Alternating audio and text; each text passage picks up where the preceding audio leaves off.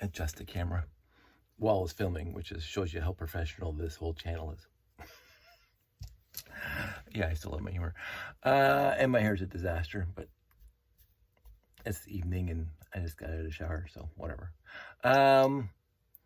There's a very, very extremely old comic strip called The Peanuts, and Charles M. Schulz was the creator of The Peanuts. Started in 1952, and I believe vaguely recall that he ended in 2002. So he did The Peanuts comic strip for 50 years. It is my favorite comic strip of all time. I mean, I love a lot of comic strips back in the day, but The Peanuts, Charlie Brown, Snoopy, Lucy, Pigpen, all those fantastic characters, well-defined characters. I have such good fond memories, and it's a whole years of talking about psychoanalysis, whatever, but such great memories of being a little kid when we lived down at the old house that my dad built in 1967.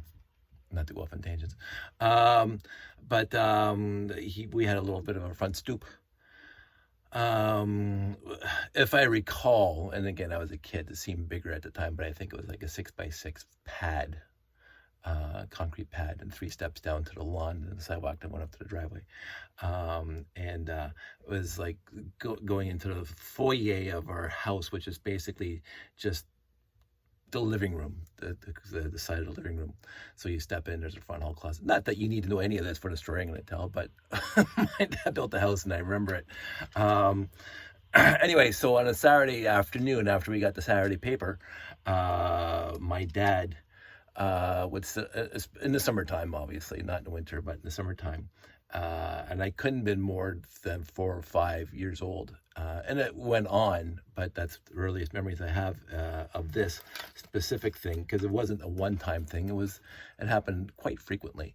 I couldn't tell you how many times it happened in my life, but it was more than a dozen. We would sit on the front stoop, the concrete pad, and the concrete steps going down there where our legs were hanging over the edge, and Dad would sit there with the Sunday funnies, the Saturday funnies, the Saturday comic strips, which had Dagwood at the time. I don't think Broomhilda was out yet. Honestly, I cannot even remember BC. Remember BC, the comic strip, which I did like, but it did have Dagwood. Dagwood ran for a long, long time. Blondie, I think, it was called Blondie. I don't think it was called Dagwood. Dagwood was the husband. I'm trying to remember what other comics. Ziggy wasn't around yet. For Better or for Worse definitely wasn't around yet. Lynn Johnson, I don't think, was born yet. Well, maybe she was. Lynn Johnson, and For Better or for Worse is also one of my favorites because she's Canadian. For Better or for Worse was a good one. But BC was in there. Peanuts was in there. Family Circle.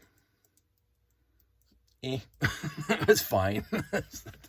But I honestly, back in 1972, I can't remember what comics were in the comic book, in the comic section. And on Saturday, of course, they had the weekly paper. They had the little 4-panel strips, and on the page that you had the comics on one side, and what movies were playing at the theaters on the next page, in the entertainment section. But in the weekends, they had colored comics, which was in the newspaper. I don't even know if they still do that in the newspapers, because the Hamilton Spectator, because I was a delivery boy for a little bit, a backup delivery boy for Dion and Doreen, and the Saturday paper was just brutal because it was like 2 inches thick with everything that was in it. Back in the 70s, because of course we didn't have a 24/7 news cycle back then. There was no cable back in 1972, at least not in our area, and so the paper was quite big on Saturday, and we got the TV guide, which is fantastic because we booked our week of what we're going to watch. We always watch the same things. But we got the comic strip. The comic was a separate thing, and it was like 4 or 5 pages, 4 or 6, because it's folded up. 4 or 8 pages. That was 4 or 6. I think it was 4. It was colored comics. And Peanuts was always in there. And Dad would sit there on the front stoop with Terry on one side, me on the other side, and he would read the comic strips to us. And I always loved the Peanuts, going back to 1972 even. So 1972, Sally was grown up and chasing Linus, and Lucy with the original comic strips, because I found this out afterwards, because I bought a lot of Peanuts anthologies over the years, and some history of Charles M. Schulz and blah blah blah. So the first couple years, Lucy was a baby, and Sally wasn't even around yet. so the comic strip did evolve.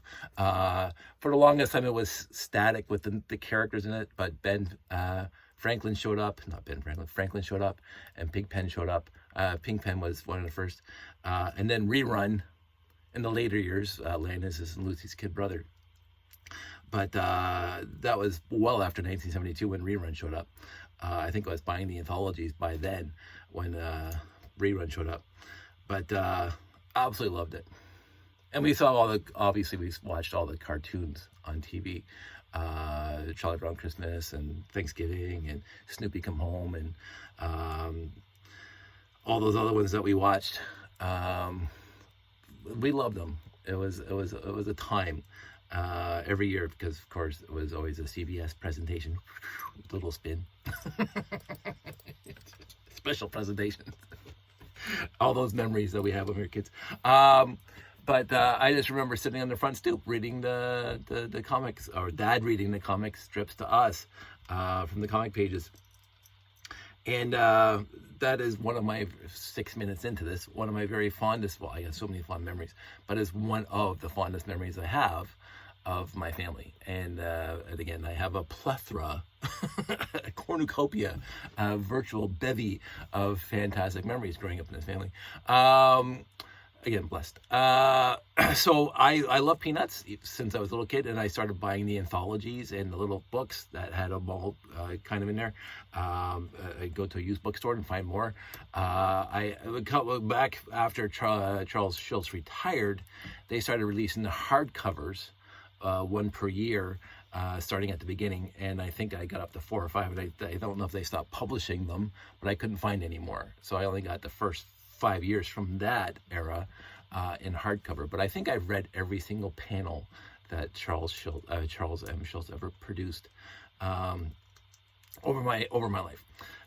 And some of my very favorite comic strips from Charles M. Schulz was Snoopy at the Typewriter. We're 7 minutes into this, we're probably getting to the point. Snoopy at the Typewriter. And this is where the term "it was a dark and stormy night" comes from, because Snoopy would always start his stories that way. Suddenly a shot rang out. I don't remember the rest of it at the time, but it's been years since I read it. But he always started off as a dark and stormy night. He also had some, we'll call them dad jokes, Snoopy at the Typewriter. I think there was a couple of weeks of just Snoopy at the Typewriter with these little ad-libs, shall we say. And I'm trying to remember one that goes something like, a wife approaches her husband, and this is Snoopy typing. You see it on the screen on the top of the square. A wife went to her husband and says, "What happened to my bracelet?" And the husband says in the next panel, "Oh, I thought it was a dog collar. I have it on good authority." And their dog's name was Good Authority, which is definitely a dad joke. Oh, I have it on good authority. I thought it was a dog collar. I have it on good authority. And there was a few of them like that were just, and I laughed out loud on some of them, the little quips that Charles Schulz put into these little quips that Snoopy was typing out. I also like when Snoopy was trying to read War and Peace. And then Woodstock comes in on like day 9. Snoopy was going to read War and Peace and read a word a day of War and Peace. And he got up to day 9, so the 9th letter, or the 9th word of the War and Peace saga, and Woodstock wanted him to start from the beginning. He said, "What? I'm 9 days into this." And of course, the cat next door. But anyway, there was one time, and this lives absolutely rent-free in my head, when I was editor of the school paper, when I sit down to write something, even when I was writing my book, which is a whole other story. There was Snoopy with a thought bubble above his head, and the thought bubble starts off with, "Sometimes the words come so fast that I don't have time to write them down. They come so fast." And the second time, like, sometimes I'm so overwhelmed with what I want to write that I just don't have the ability to keep my fingers typing that fast sometimes. And then the last panel is him still looking at the typewriter, and the word is just sometimes. So when I get a mental block, because I can go on about almost anything for a very, very long time. And yeah, it's repetitive, and I'm sorry about that. I know it's repetitive, and sometimes not too much nuance. But sometimes I was walking down here thinking I wasn't even going to make a video tonight because I got nothing to say, for a change, even though I have so much to say, that sometimes the words are coming out so fast, as you can tell. I do seem to, like, when I'm in a conversation with people, it's usually slower. I usually talk normally, shall we say, instead of me talking at the phone and just kind of wah, wah, wah, wah, wah, wah. And I'm sorry about that. I keep on, before I start these videos, I keep on saying, I'm going to slow it down this time just to have a casual conversation with me and my friends and just go on. But then I get excited. When I get excited, blah, blah, blah, blah, blah. It is who I've always been. When I'm passionate about something and I just get right into it, and again, repetitive sometimes, and I do apologize again for that, as I've already done twice or three times in this conversation. But so the thought of slowing down and just clearly enunciating and clearly making my point, and maybe I should make Cole's notes and put on the screen right there and say, hey, this is what I want to talk about today, and get the bullet points, and then done, and have like a 4-minute video instead of a 40-minute video. That might be a good thing for my number of hits I want, or people might like that better. I don't know. And in the end, contrary to what I just said, it doesn't matter to me. You do matter to me, you viewers out there. You do matter to me, because you're my friends, even if I've never met you in real life. I've had online friends since the online community started back in 1994 or 95. Even going back to dial-up days, I've met people online in dial-up days that are still my friends today, that I've never met in real life. So you do matter to me, and therefore, from my point of view, knowing that you are more than acquaintances and like friends, I would never try to get my friends to jump on any bandwagon or jump or when I do. Let's just go this. Let's talk about this. Now I talked about the Snoopy thing. It's done.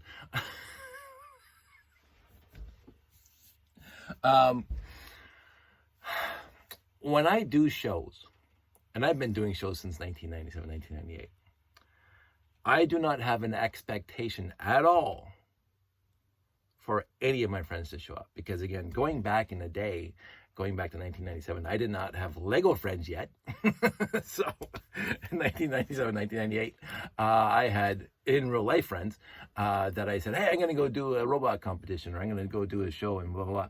And some decided that, hey, I'm going to come to your robot competition. So I've had some friends from my church, from my school, from my community of friends come to some of my shows at the beginning.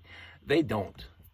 Unless, and this is the proviso, until they started having kids.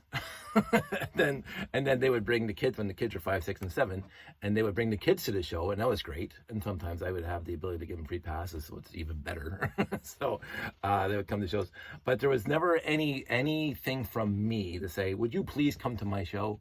There's going to be enough people at the show as it is, from people who just come off the street or whatever are interested in this hobby. My friends I've never ever felt slighted that my friends have not, my real life friends that I've had since I was a kid and in school and stuff, I've never felt slighted that they don't like this hobby as much as I do.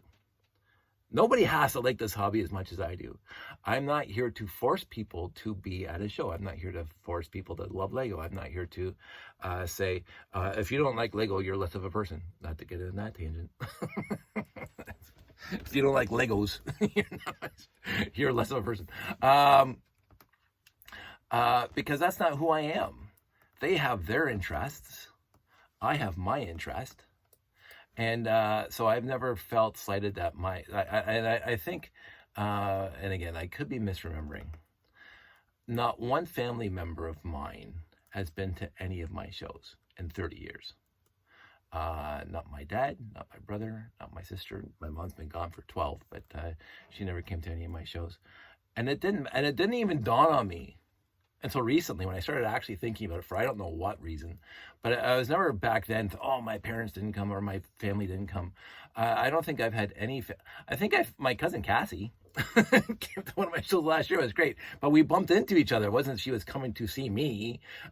She came to the show, Anime North, and all of a sudden she saw the Lego and she said, oh, my cousin Dave will be here. She came on over. So she wasn't there to see me. She came to the show and then we happened to be there. And I thought that for me, that was like one of the best serendipitous. And this is what I like about this stuff.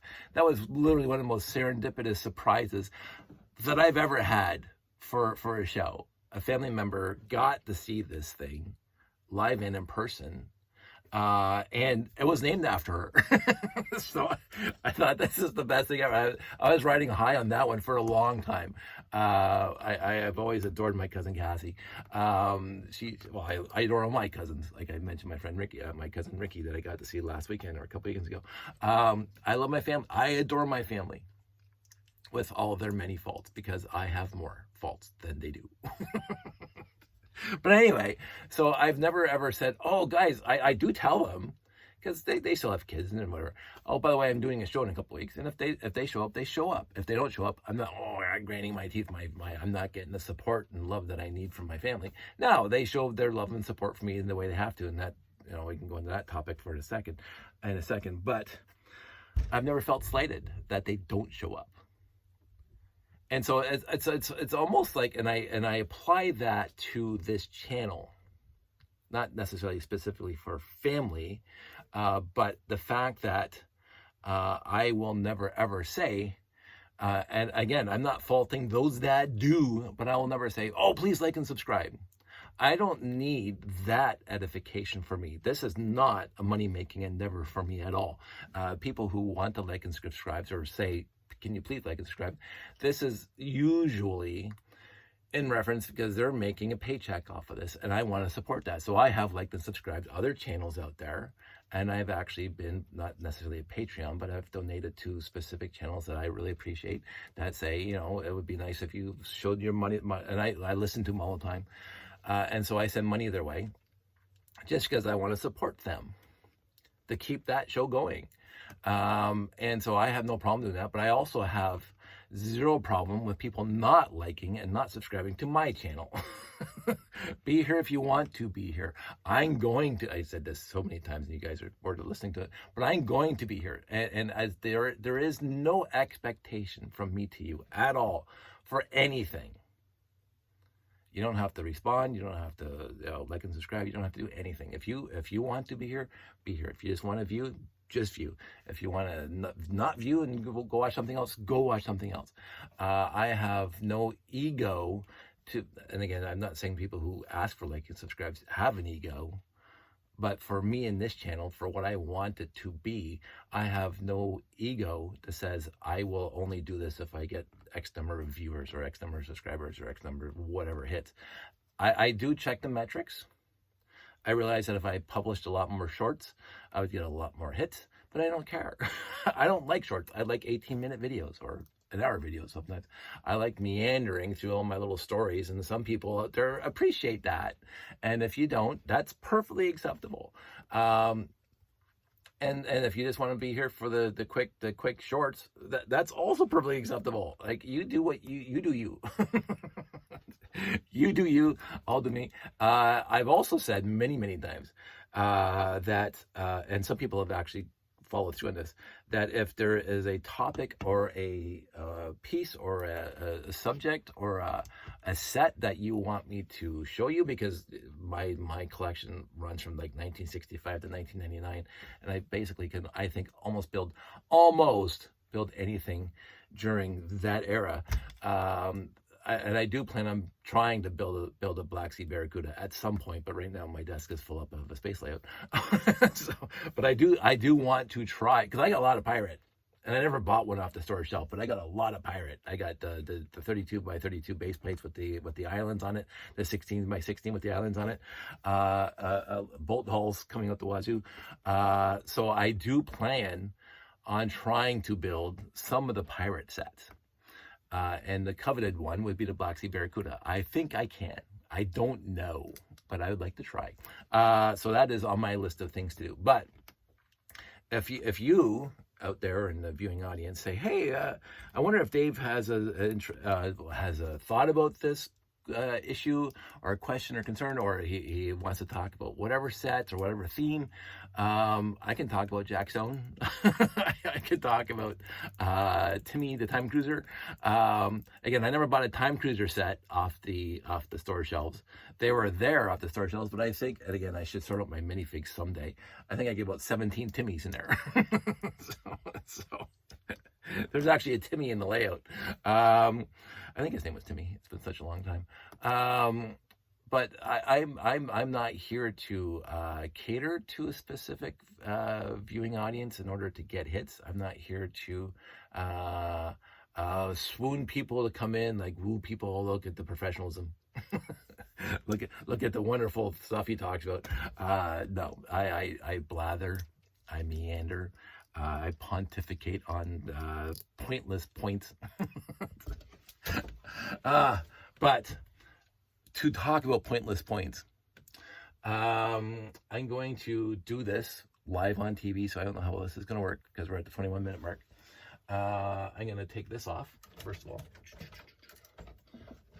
Speaking of pointless points,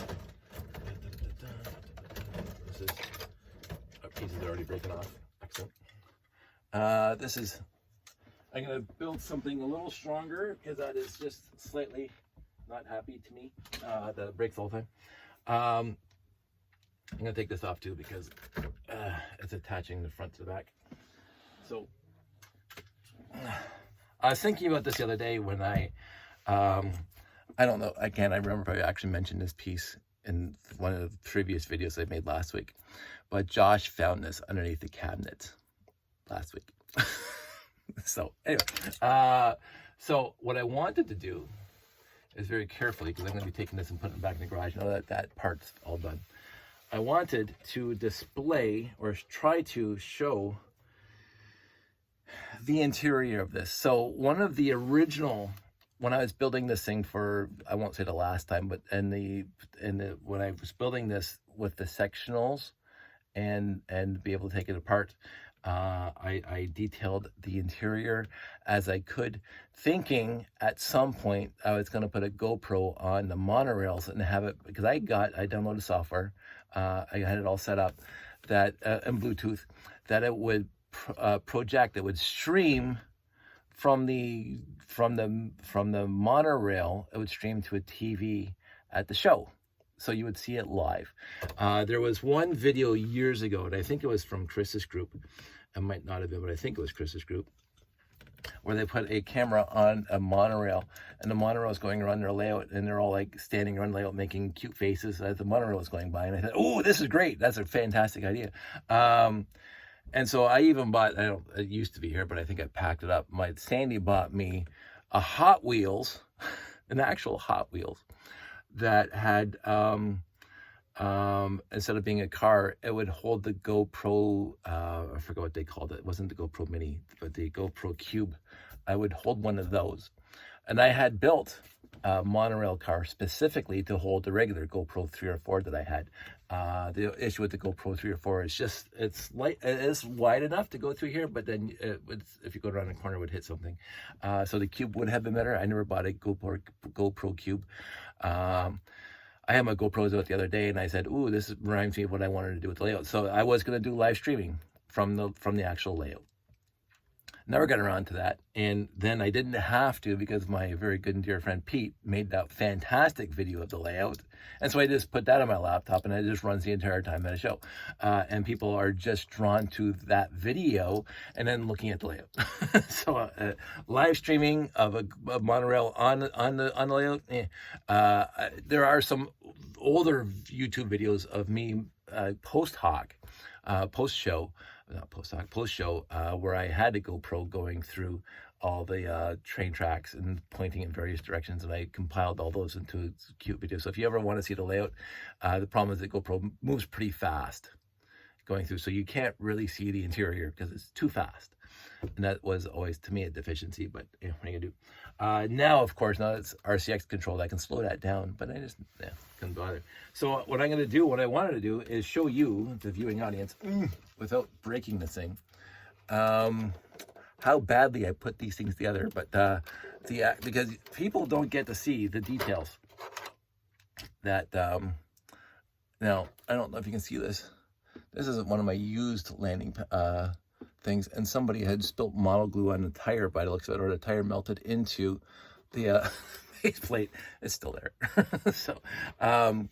So this is the side where the window has to come off in order to fit it into the box.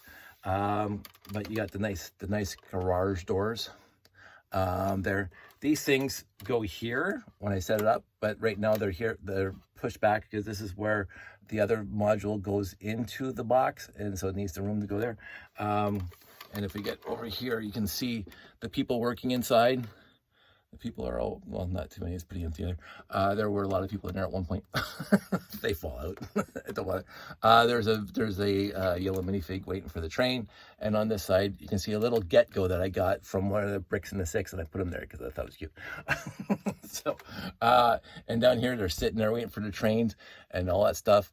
And of course, you got the wonderful windows out back. But we turn around, and we can see the interior here. So all these people here waiting for the train to come through. And then over here, you got the people moving around and waiting to do all their jobs in here. For this, these are the garages for all the vehicles on the layout. Blah, blah, blah. Here's just my wiring.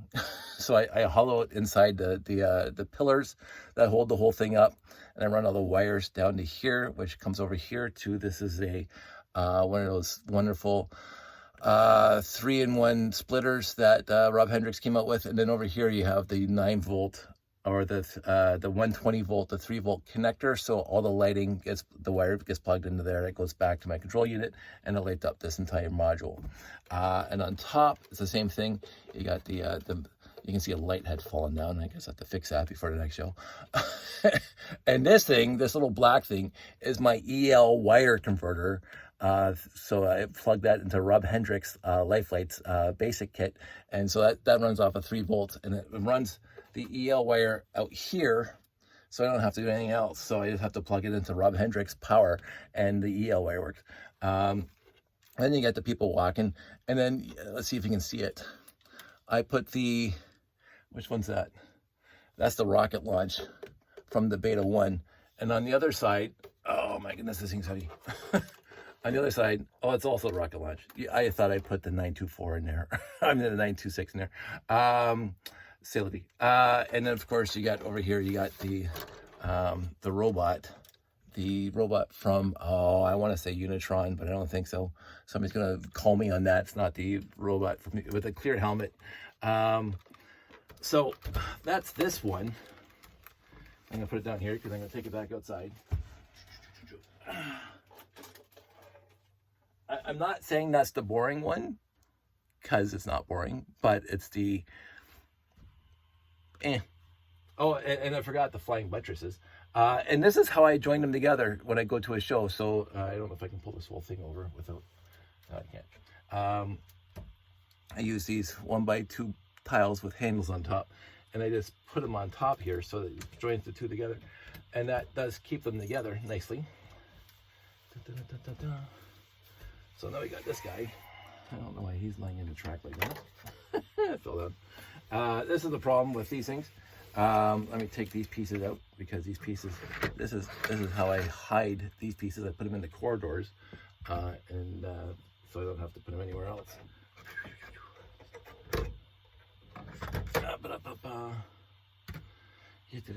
So, and you can see how dusty what's this door doing?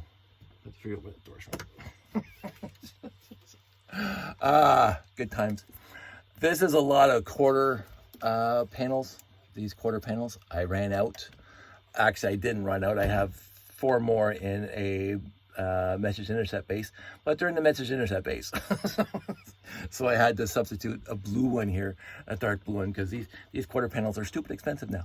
But I do like the visual, again, with the other piece, that these are 9 across windows. It looks pretty good. I did it on purpose. These top ones sit proud of the rest of this, right? And that's because that's the way I designed it. And these bottom ones did as well, until I built the wooden boxes. And then it wouldn't fit because it has to be within the 32 by 32 base plate, because again, those boxes are designed to hold 2 by 2 32 by 32 base plates. They're exactly 20 inches inside, and each base plate is 10 inches. So this thing will, those boxes hold exactly 2 by 2 base plates. So the thing doesn't shift around, because this thing will not shift around because it's completely immovable. So I had to push all these windows on the bottom row back in two studs. You can see these things are sitting proud, 2 studs from there. And these ones are perfectly flat with here. I didn't want to do that, but in order to maintain the boxes, I had to do that. So, c'est la vie. This whole gap on top here that you can see inside-ish, that's covered by monorail track. So nobody's dying. It's not a big giant hole in space. So, but I do like the symmetry. And this is why I love the station when I added it to the tower, because the symmetry from left to right when you're looking at it from the back, it just balances out nicely. And then of course the 6x8 Trangella that goes all the way across, just fantastic. And the 6x8s, or these are 4x these are 4x10s down here, because of course the monorail tracks. I just love using trans yellow everywhere. What I started doing is I started leaving these things not buttoned down, because the monorail would get stuck in here and I have to take it apart or my hand doesn't fit in here to push them out. So I leave these things open. I just leave it on top. I should do it by tiles, but I just leave it on top like that. Nobody notices. Shh, don't tell anybody. On the back here, I go, first of all, look down the corridor. And this is what, I don't think they call them flying buttresses. It's just a term I use that I remember from watching some sort of architecture course about the great libraries of Yon, the great libraries of Yord. I used the flying buttresses. The whole thing's up, the wall's up. But I used these guys, which is still one of my favorite pieces, but you can see the symmetry all the way through there, to act like, it's almost like, again, Spock's room in Star Trek 6 or Space 1999 or something else like that, where you see these things in the corridors that hold up the pressurized building, I guess you want to call it that. So I did that there, and I did it down here too, the opposite way, just because I like that idea. So I did that on purpose. This one goes this way and that one goes that way. I did that on purpose. I don't know why I did it on purpose, but I liked it. So when you're looking down both corridors, there you go, the flying buttress, and looking at it from here.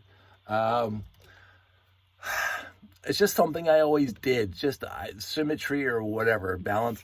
Also, again, in universe, all the yellow, do not walk past the yellow line when the train's going through. So, like you go to any train station in the world, by the looks of it, because I've seen lots of movies, they always have a yellow painted stripe near the train tracks, so people know not to step past that.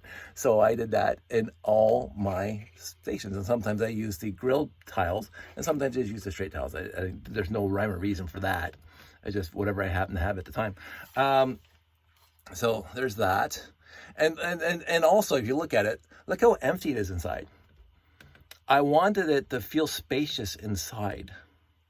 Like in universe, these, like Space 1999, they had large corridors. I always come back to Space 1999 Star Trek, because Star Trek, besides DS9, which not my favorite, Space 1999, Alpha 1, Moonbase Alpha, was brilliant with the spacing. I loved it. I loved the Moonbase Alpha. I thought it was one of the neatest, niftiest, and I was 10 years old, or 9 or 10 when it was on TV. Actually 8, because it came out in 1975. I loved it. Just for the corridors and the big, the first season was better than the second season. But I loved it, specifically for the idea of how big it was inside the buildings. It wasn't cramped. We got into discussion, my brother and I, about he doesn't like the Enterprise in Strange New Worlds, because why would you waste all that space? Like the captain's quarters is the size of a football field, and the bridge is twice as big as the original bridge on TOS. I get it, because like space is a premium in space to pressurize it and recycle air in it and blah blah. You get into the logistics of having all that space in space. But in the end, I love Pike's Quarters.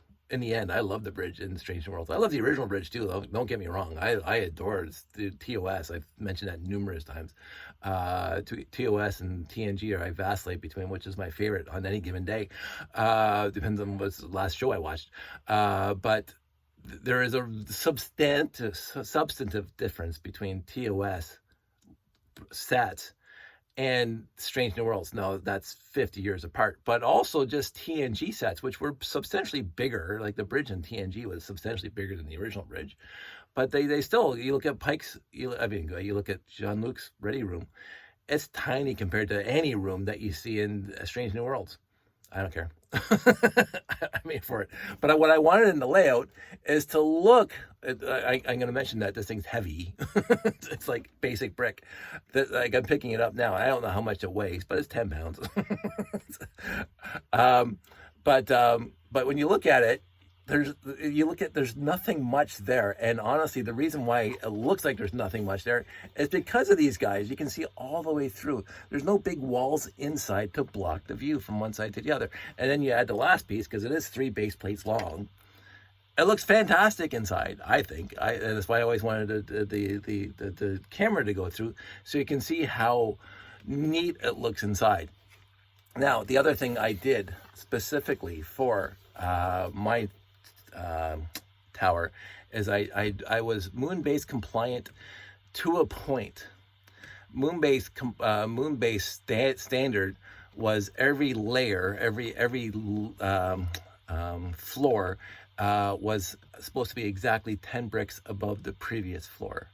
So the doorway would be at base plate level. The door would be 5 bricks tall, and there'd be another 5 bricks to finish that level, and then it goes into the next level, which is then 5 bricks for the door, and then 5 bricks. So each level was 10 bricks tall. What I did was, and you can see it here, is I raised the main floor, the floor 0, floor 1, the ground floor, up 2 bricks. And I did that specifically so the monorail could clear, and the train track would clear the crater plates. Moonbase was not based on crater plates at all. The Moonbase was based on 48 by 48 base plates, which didn't come with craters. So I'm not faulting them for that. And you could use craters in a Moonbase build, but the floor 0 has to be at base plate level, and then the monorails would have to start at base plate level, or the train track, or whatever you're using. And I didn't want to do that because then I have to eliminate nearly 90% of my monorail track at the base plate level, because I would be hitting I'd have to get rid of the crater plates in order to run monorail or train track. I said no, the train track and monorail start 2 bricks above the base plate. My issue there is, besides the train track, there's nothing else at the floor 0. Train track to floor 0. The monorail track starts quote unquote 12 bricks higher. There's no monorail coming down to the level 0. None. They used to when I had a bigger layout, and it may again. But so in order for me to clear the crater plates, base plates, I made the base layer 2 bricks taller, and that clears all that stuff. So but this one is only 1 brick taller, because again the track itself is on plates to hold it all together. So so the track, when it's on there, the actual rails are at 2 bricks tall, but the base was, and that's why I used the big huge 8x16 tiles in there, so I can put the train track down there. And then you get the back. So here, of course, it does not attach to the rest of the tower, so it's like fully enclosed, and again, symmetrical from top to bottom. This one here, that's the corner that goes into this module here. And then you get the people moving around, sitting there waiting for the trains. all that stuff, people doing their work. You got the boxes of sundries or whatever else they got. And then more boxes over here. This looks like this person's falling, but that's just because, whatever, I'll fix that later. And then I wanted to make a door. So here, because the door's at ground level, quote unquote, base plate level, there's stairs there that go down. You can see the stairs stairs way over there. And then a railing around it so people can't fall into the stairwell. Because again, in the universe, you don't want people getting hurt. I have a safety team. There's a safety team in the org chart. So they demanded that I have railings around stairwells. And then it comes outside. Just cause. So, and then the infrastructure is Technic beams. And they're joined. I made them too thick, so they go from that side to that. So it's very hard for this thing to break because Technic beams hold the whole thing together, and up here too. So it's Technic beams. The rest of it, as you can see, it is just all empty, which is kind of cool. Blah blah blah. So that's that layer. Whatever piece. And now, after I take this piece off, now we come to, as they say in French, piece de la resistance. I'm sure I said that wrong. And my friend David would correct me on that. This is the main piece that holds like literally the whole thing together. I'm gonna put these here because that's where they go, because I use them to hold the whole thing together. When I set it up, if I remember, because I don't mind leaving a little bit of a gap, it doesn't matter, because those things contribute, those other two things contribute nothing to the stability of the tower. This is the only thing that contributes to anything to the tower. You can build the whole tower on top of this and just be done with it, and that's possibly not the best idea to do, because hypothetically you might fall over. Hypothetically speaking, it might fall over. The original intent of the tower was to combine a whole bunch of stuff, a whole bunch of ideas I had in my head. And I didn't know how it was going to come to fruition at all until I saw it when it was done. But I wanted an observation deck, so it reminded me of 2001: A Space Odyssey. You've heard this before. I wanted a CN Tower feel to it. I wanted the landing pads like the Empire Strikes Back, Cloud City. And this is... I could be misremembering. This might be one of those little things, Mandela effect. The difference between the original Empire Strikes Back that I saw in the theaters versus the CGI'd updates that Lucas put out afterwards, and I'm not faulting him for doing that. Han did shoot first, but whatever. That's the first movie, New Hope.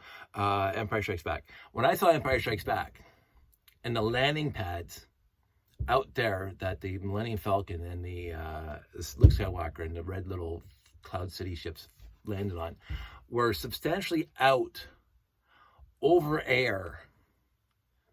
Like there was nothing behind them, and when you're looking at the scene, I remember, I could be 100% mistaken, but when you're watching the movie, you just see the beautiful clouds in the background and the sun shining through there, the sun's light shining through there. You didn't see below. When you're looking at the landing pads from that shot when they're walking across the gantry, you didn't see city below it.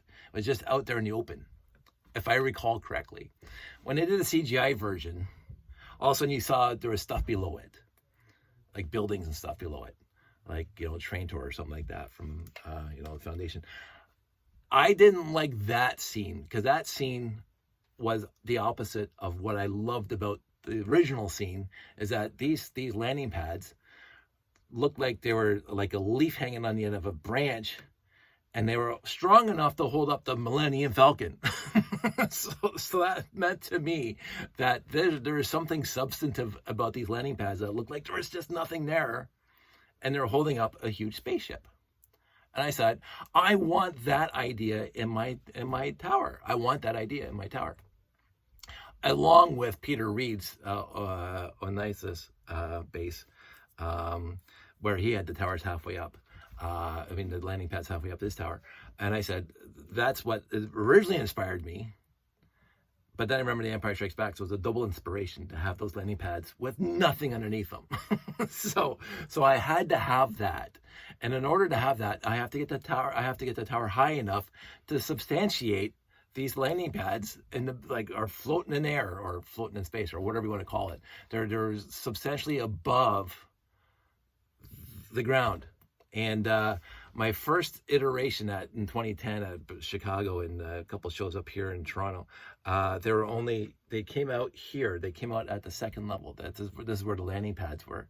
And I said, that's not even close to how I want them. They're only 22 bricks tall. No, you can't have that. So I also wanted the trans yellow quarter domes to be a huge feature in my tower. They had to be there. so they weren't originally here on the corners. Here they were fully in the diamond, but they weren't here at all. These blue, let's turn it this way because this one's gonna be easier to pull off.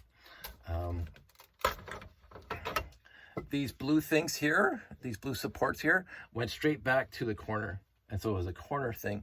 And I had put some greebling in there with the yellow tubes, the yellow AquaZone tubes in there, and some gray 1x2 grill tiles, just to fill in that area. And then I put a little tiny 4x4 radar dish there to act like maybe the hatchway to get outside. That's what I did in the corners for my first iteration of this thing. And I said, that looks like dreck. I said, no, that looks stupid. I don't like it at all. Therefore, I'm going to change it. And this is where the quarter domes came in. I said, wait a minute, because I did have this angle on here. I had this angle on here. And the reason why I had the angle on here is that I wanted the flow. So, I should bring that one back. Okay, I'm going to bring this one back up. I'm going to put this here aside. I'll get back into it. Bring this one back up. And I'll show you, because I've been talking about the details of this thing. So, because again, I mentioned the other day, this thing was the very first thing I built, and I did 4 of them. So there was 1, 2, 3, 4, and then the tower came up the middle. This part came up the middle. And so what I wanted from this one, and you can see it, is that there's an angle here. That's an inverted angle. It comes out in here, and then inside it goes back into where those 5x6 displays come, and they come out here to these 2 things here. And so this was a brick built slope, which then interfaces with this thing here. So it's just one continuous slope from here up to here, and then the 2x3 the 2x2x3 tile slope here, and then straight up, and then come back out to the diamond. So it's basically a giant curve that goes to the diamond, which then flows out to the landing pads. So when you're looking at it, it doesn't look like the landing pads are just added on. It looks like it's part. Here, let me knock that off, whatever that was. Here's me not knowing my spatial references. The landing pads look like they're a nice curve from this piece. The nice curve up to landing pads. That was the original intent, and I got to keep that. I mean, the slopes aren't here because this thing won't fit into the bin, the boxes. So the slopes came off, and then I just put them on at a show, which is perfectly fine. Nobody notices. But this whole thing was built in to this thing, which made it stronger. I will say that. But then I couldn't take it apart as I can. So that was not too many people notice the inverted slopes here at all, and you can see. They're 8 spaces wide, and the 8 up here, 8 studs wide. So that was the entire intent of that. Which again, we'll bring this back. The interface. Here's me taking this off again. So the slope comes here, and it goes here, and then it comes back out to the landing pad. So that's what that was for, because I wanted it to look like it's not natural, not tree-like, not whatever, but like it flows. Like the whole external build of the tower looks like it flows. It wasn't just hodgepodge, Ready Player One, kind of like a whole bunch of steel canister building kind of thing that was just kind of hodgepodge together. I wanted to look cohesive, and it looked like it was built by some smart engineer. That's what I wanted. Now, whether or not that's what it looks like, all these wires hanging out. So I also wanted the center of the tower. You can see through it. You can see through it. Here's my hands back here. Hello. So the only thing that supports the entire tower going all the way up is this line of the two wide here, and on each side. So there's whatever, all on the 8 wide, the brick built blue pieces here. The entire center, there's no support. On the corners, there's no support. When I put the 4x4 trans dark blue on here, that doesn't offer any strength whatsoever. So the entire thing, and I can stand on this, and I've done it. I won't do it now. I can stand on this right here. The entire thing is like all the way through, from top to bottom, goes through these, and this. Like that's it. That's what it goes through. The entire tower, including the diamond. Now inside, again, I'll take this thing off. Because it's, again, easier to take off. Inside, these trans dark blue do hold, because again, these things come out here. You can see these little bricks here. They come out from here. So when you push down on this, it actually pushes down on this, which pushes down on this, which pushes on this. And then if you tilt this thing up, inside, because I could do this, you can see the dark blue, trans dark blue there, and the trans dark blue there. They carry the weight inside the building. So when you push down here, right here, this force here, I don't know if you can see that. This force here goes straight down into the blue, trans dark blue, trans dark blue, trans dark blue, and even under, sorry. Let's lift this up. Even these trans dark blue on top of these 8x8 grill plates, and I don't know why I did this, but I continued underneath here with 4x4 round bricks just to keep it going. And the original intent was I was going to light up underneath here. They are filled with pipes and gizmos and doodads, a lot of greebling that you cannot even see in these little 8x8 pits. And there's 4 of them. Nobody sees them at all. They're full. But underneath, there's 4x4 round bricks, 2 of them that take it right down to the base of the base plate. They're attached to the base plate. So all the way through, from here all the way down to the base plate, it's brick built. So there's no gap there.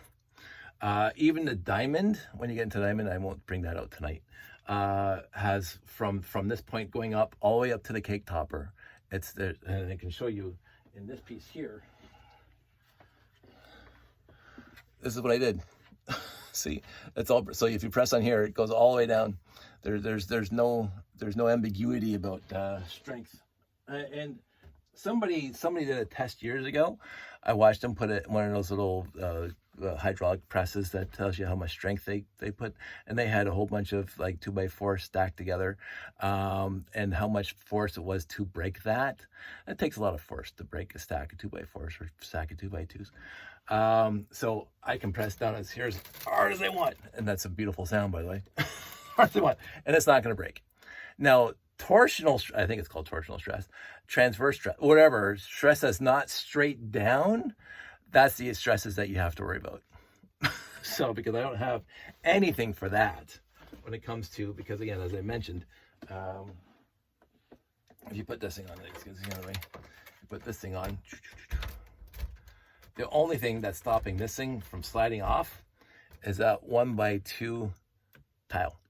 That's it. If you push against it, that's all that's stopping this thing from sliding off, is a 1x2 tile.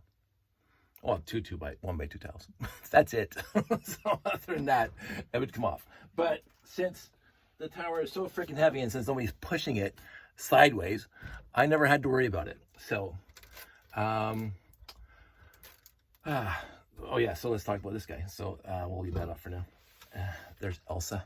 And Chewbacca's on the other side. And here's my favorite Mountie. Somebody gave that to me. That's one of my appreciation tokens. And now it's in the layout because I appreciate that. So we go out here, lift this thing up. Ooh, it's heavy. This is the heaviest one yet. Somebody fell over. Take him out. So this is the one where everybody's doing a job. Look how many people are in there. So look at these guys here doing a job. These guys here doing a job. If we go this way, same thing. This is, of course, let me not drop it. You can see all the way in there, and I got some different uniforms in there. It's kind of neat. I got this guy right back in there, and I think, what is he from? 2010, that's Brick World, 2010 Space Guy. That's a Brick World 2010. Over here, I have one of my consoles that I love making, and this is the console that controls the ins and outs of the guy who brings in the broken 924.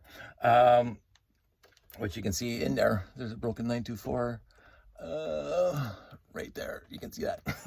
So he gets stored in there for whatever strange reason. Here, let me just, I need one free hand. This thing's too freaking heavy. Here you can see the motor and the clutch gear that pulls the door, this big huge garage door up and down that I built. And this is the mess on this side. And yeah, I just stuff them in there and I fix it when I get to a show. And of course, I tried to keep this round circle here, like the other three sides, or the other two sides now. So that's what I kept, because I didn't want to make the garage door the entire height. Though looking back at it, I probably should have raised this entire garage door here up to this level. But I don't mind that. You got the EL wire. What else is there? Oh yeah, and of course the connector to the Moonbase standard corridors that go over to the monorail station. So let me just pull out this guy for a sec. I always break stuff, but again, I don't care because I just fix it when I get to a show. Hopefully. It's one of those things that I never bothered to make a proper fix for it. So this is my 924 in for repair, and this is me being as stupid as possible, but for whatever reason I put orange on the pew pews and orange on the outtakes for the thrusters, because that's what they do with fighter jets on the tarmac when they're in storage. I saw that, and I can't remember where I saw that. It wasn't in Top Gun, but they always covered over the stuff so nothing can get inside to gum it up. But this isn't space, so I really need to do that, but I do that and nobody's noticed. So this is also, and I don't think I have batteries in here, this also has an advanced life lights kit right in there. It's a battery box. Let's see if I actually turn it on. If it does turn on. Always talk to the wires. I think the batteries are dead. So I had, yeah, I would say the batteries are dead. Okay, so this is future state again, which is probably never happened now. I was planning on, instead of using a battery box, I was planning on having a wire coming out and goes back into the building. And I just plug it into a life lights kit, because there's like 4 life lights kits in this part alone. Because you can see some of the wires. I taped it over because I didn't like the light shining through the bottom. But that's lit up. That's lit up. The same on the other side. And the thrusters light up. I put, if you want to see it, I don't know if yeah, there. I put a life light there. And it goes into the, I drilled through an original 4x4x2 cone. I could have gone out and I could have used a, like that guy. So, but I didn't. I just drilled the original. But the rest of it, I brick built, so the wires can come out there. The only thing I had to drill through is at the end here to get the light to come out to the light, to the 1x1 trans colored plate.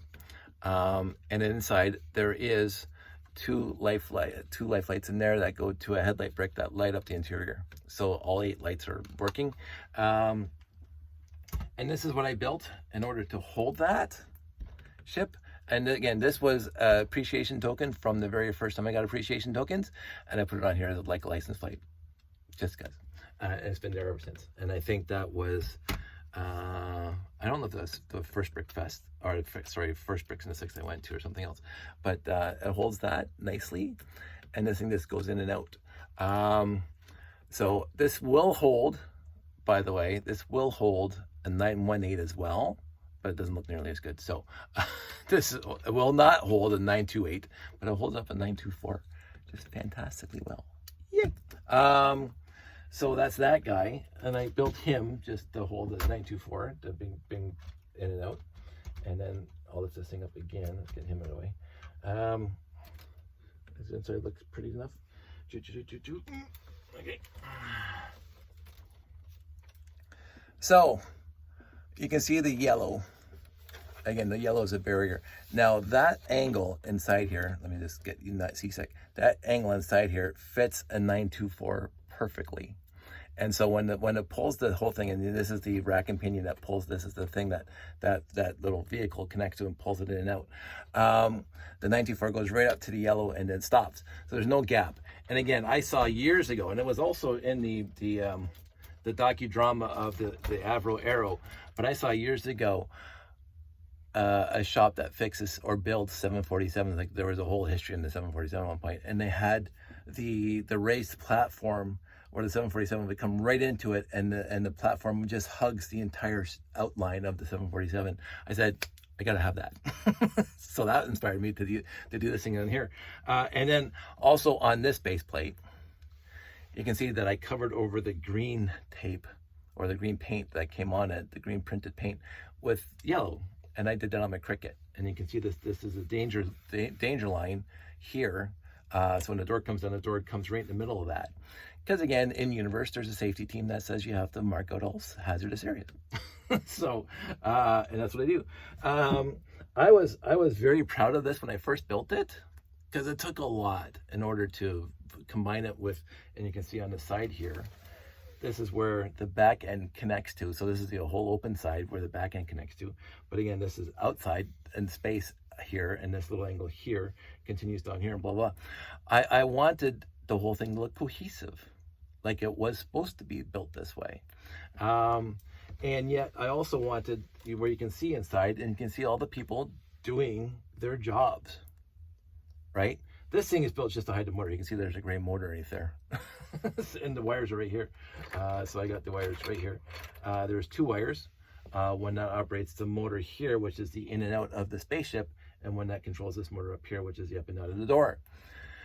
I love my doors. There's a bunch of videos, older videos, to show you how I make the doors stupid easy, and it makes a really nice garage door kind of thing. And what I did is get back into this thing, put this thing back here so the wire's not going to be away.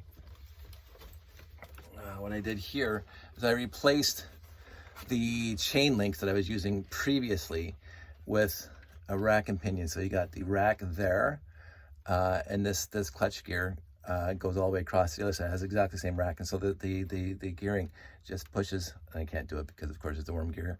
It pushes that rack back and forth, which raises and lowers the door. Let's see if I can find something really quick, because I'm here now, and I do have, shockingly, plugged in that guy. So give me a sec. I have to go. Oh, like I had to go far. And this is just me being stupid.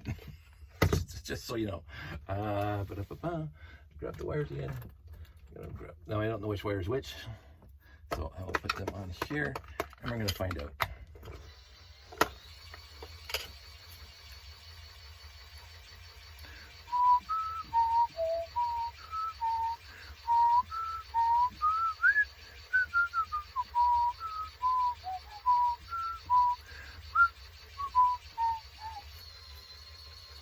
That's the clutch gear. This is why I have a clutch gear, like the number one, built into it. and then the red on the bottom, because again, safety. So, and then it goes back up. Slowly, but it goes back up.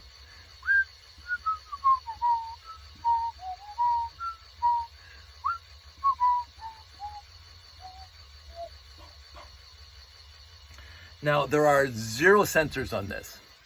This is why I use the worm gear, so you can hear the worm gear is going and the door's not going up anymore. The one thing I meant to fix, and I didn't, it was just going to be a lot of work, because again, what happened before was that this whole doorway was attached on the back end. You saw the axle go all the way across goes to 8-tooth gears, which goes into the rack. What they used to connect to was 16-tooth gears, which had the chain links on it. So it was completely confined to here, because I had to take apart this whole thing to go all the way to the back here. I don't know if you can see it, but the rack has to come all the way back here for the door to come up. So it goes all the way back here for the door to come up. It goes all the way back for the door to come down. Before, it was on a circular loop, so it was completely contained inside this little area here. But the chains kept on coming apart, which just drove me crazy, because that's why it wouldn't work at a show. so I had to get the chains fixed. I had to take the whole thing apart to get access to the trains. I said, screw it. So sometime last year, I completely took this whole top off, and there's some pictures of this whole top coming off, and then I rebuilt the entire second floor here to allow the 1x16 to go to the back with the gears on, with the rack on top. I should have extended it by 2 studs, because look, it can still go up. I didn't realize that until I put the whole thing back together. And for me to do that now would require me to take the whole top off again. And normally that's not a big issue, but again, I have to reiterate, all the wires go through, and so there's no way of just popping off the top and taking it off. All the wires, you can see the wires, they come up, and it's like it's all wired together. So for me to fix that now, it's going to be basically a complete rebuild. So I live with it. The 924 still fits through there. Let's see if I can do that. I'm going to see if this is actually working. Here it comes. Oh, it won't work. It will work. It will work now. Let me go find the landing pad.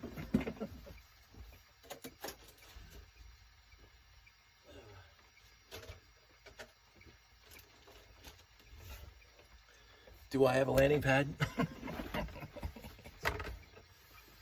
I love my collection, and so you can hear it. The clutch gear is now just spinning, and so that's why I didn't bother with sensors. So if I put that there like that, and get this guy over here, take him off just for now. Let me drop that, and this guy just kind of clicks into there like that. Now. There. So now, push it back a little bit.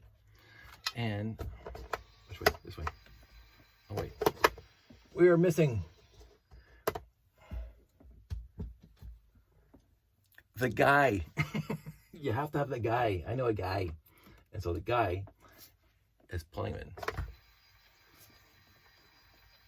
And yes, it's slow. But I don't mind that. Again, this has always been my problem, to go off into another tangent that's not necessarily completely related to how I started off this video, but I made a TikTok and a YouTube short. I don't like when I hear the gear slipping, the clutch gear slipping, but it's getting caught in something. And of course, the other end of the rack is sticking out the other side now, which is inside the door. It was inside the garage bay, so I don't care. You don't see it, but it goes all the way. And you can just see when it's coming up to it. It just clears it. There's like not even a plate, but it does clear it. And then I don't know if I can do this nicely.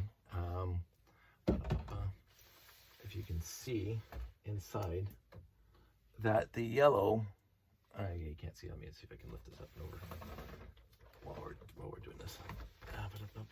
You're gonna break it at some point. The yellow just follows the wings, so that's what I wanted.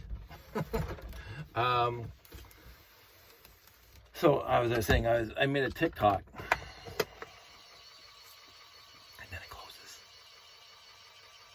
I made a TikTok. Well, one of my favorite TikToks I've ever made personally is when I was testing the lighting the first time, when I had literally everything lit up ever that I had created, and it was like, I think it was 2 or 3 years ago, and I set up the entire layout in my living room.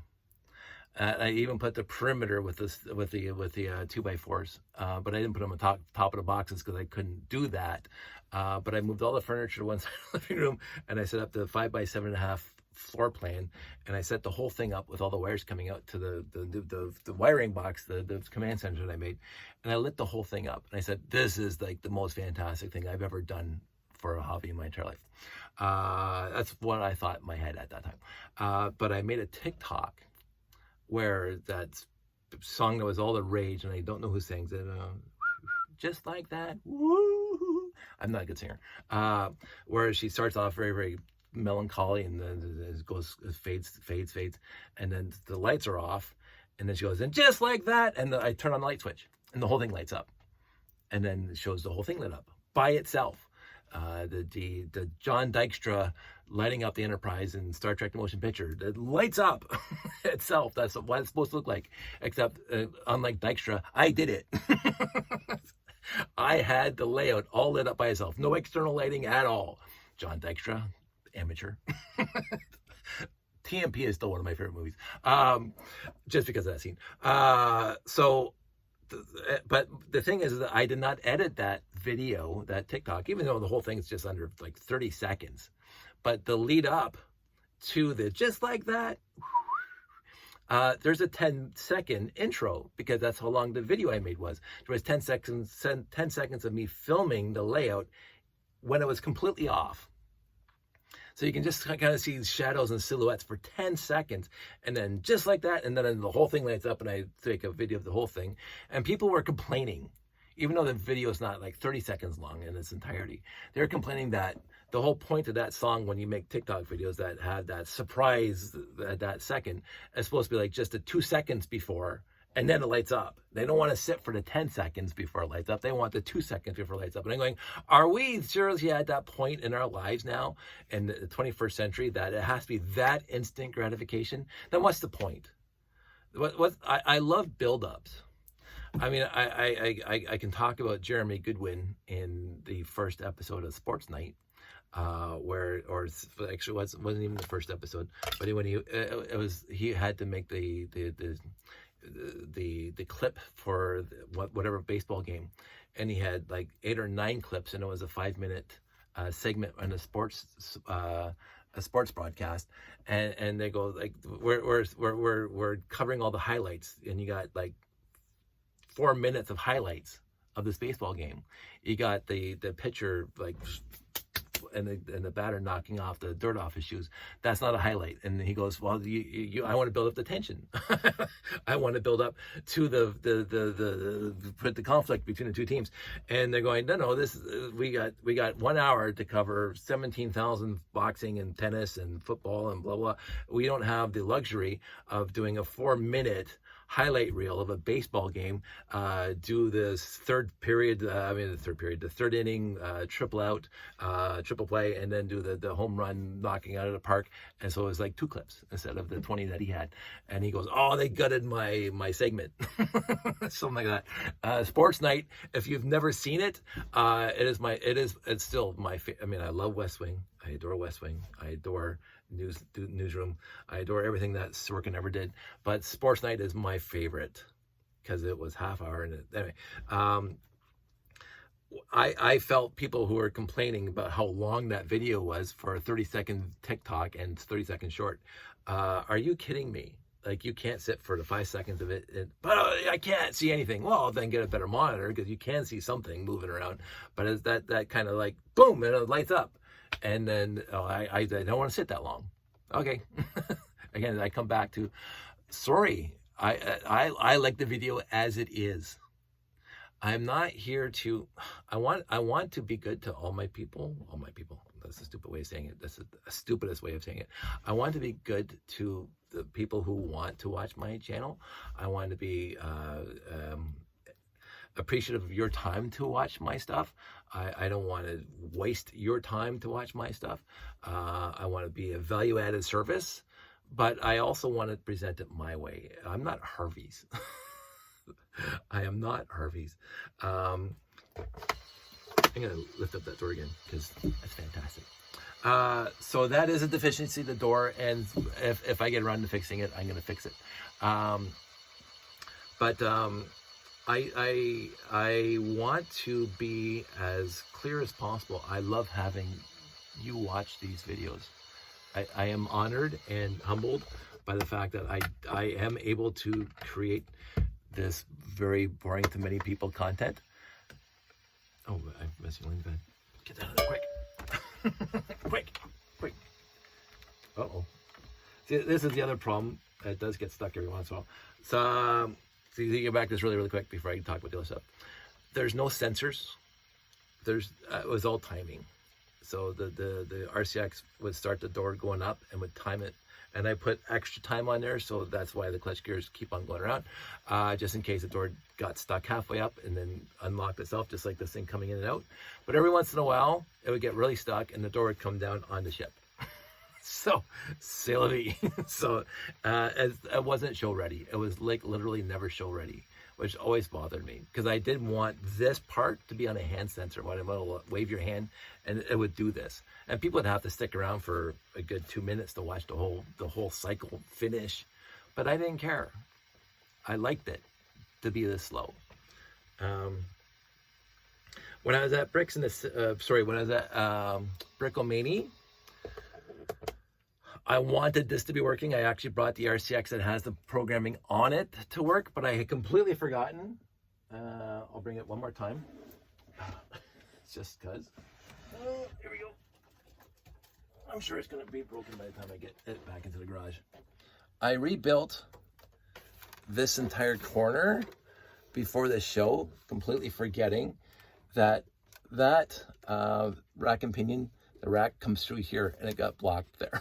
So I couldn't do it. So I'm going to fix that before the next show so I can do it. And I'm going to have, hopefully, a sensor, wave your hand, and it'll do this. And people will have to sit there or just, the waving your hand will do it one cycle out and then one cycle in. And that's going to be slow, but that's what's going to happen. And I'm not going to worry about it. They're either going to like it or going to walk away.